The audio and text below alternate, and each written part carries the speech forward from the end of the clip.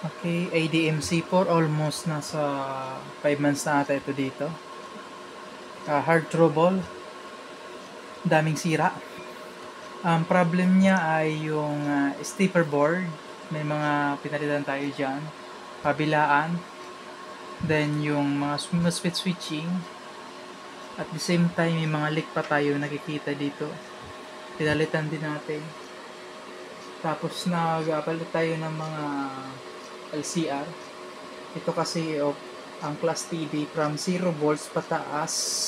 Ang voltahe identical pag once na tumataas ang supply. Pag low volume, medyo distorted ang tunog, pero pag nakuha mo yung sound niya, okay din. Kaya ito, hanapin natin. So nasa 24, tayo natin ito.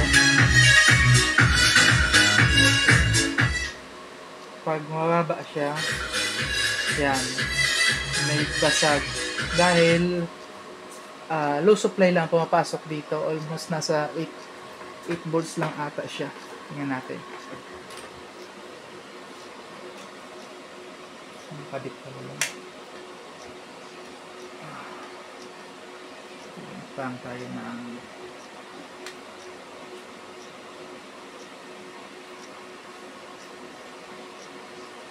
8 volts. Ayan. Kulang siya, pero pag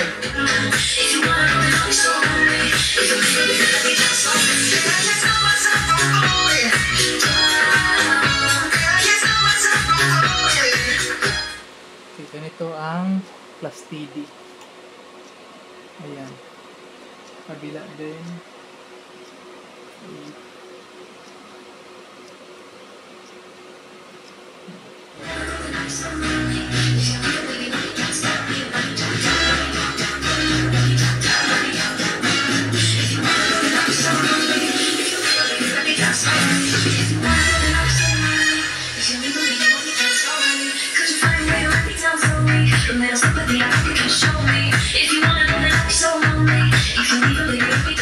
Mas advisable ito na pang bass.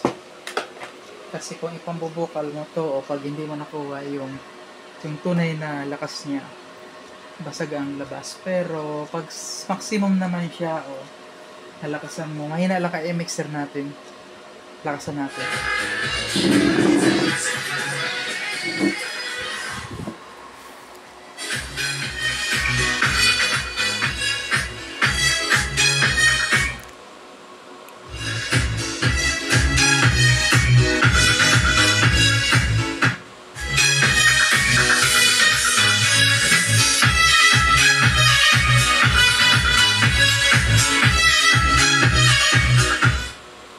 Class TD, hindi pwede dito yung mahina-hina lang na volume. Kaya yan, hindi mo makakalabas ang totoong lakas. Ito ang